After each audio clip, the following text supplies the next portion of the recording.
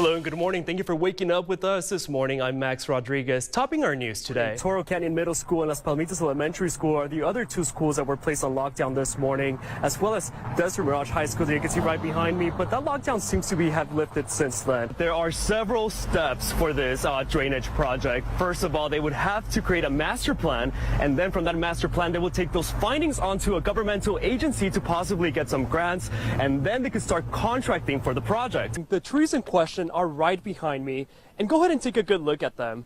As the city of Palm Springs says, they will be gone by the end of the week. Gina, good evening. Well, we're now able to take a closer look at some of the damage left from yesterday's flames, and the perfect example is actually sitting right next to me. Take a look at this.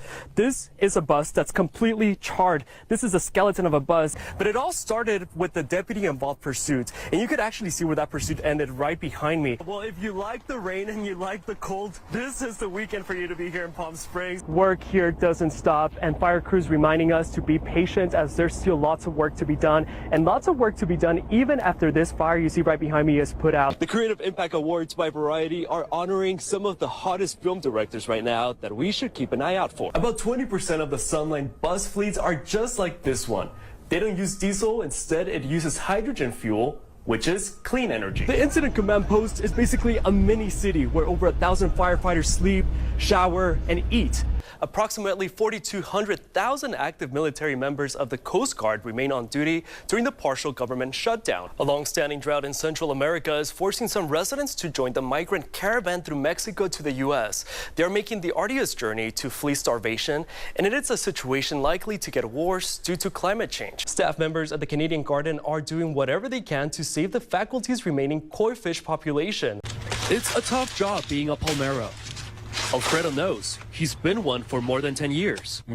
Not many people like being among the palm trees. It's the first business day after Christmas, but business is closed at the Joshua Tree National Park. I felt like I was, expected by society to get married, to have kids, but it was never who I was, and so I made a public statement about being gay. His children accepted him immediately, while he says the rest of the family is still a work in progress. But the worst was the response from his community in Kansas. He became the target of hate. We shouldn't have to go to our schools or to our movie theaters and worry about if we are getting shot. John Terry was one of the student speakers at the Palm Springs March for Our Lives, where thousands of Coachella Valley residents walked with their students. The family of Garrett Pies welcomes an honor to their hero, who died more than a year ago while battling the wildfires in Northern California. I serve the community as well in my aspect, but I don't think I could ever do what my brother did. Yeah, there's some mandatory evacuations because of possible mudslides there, but again,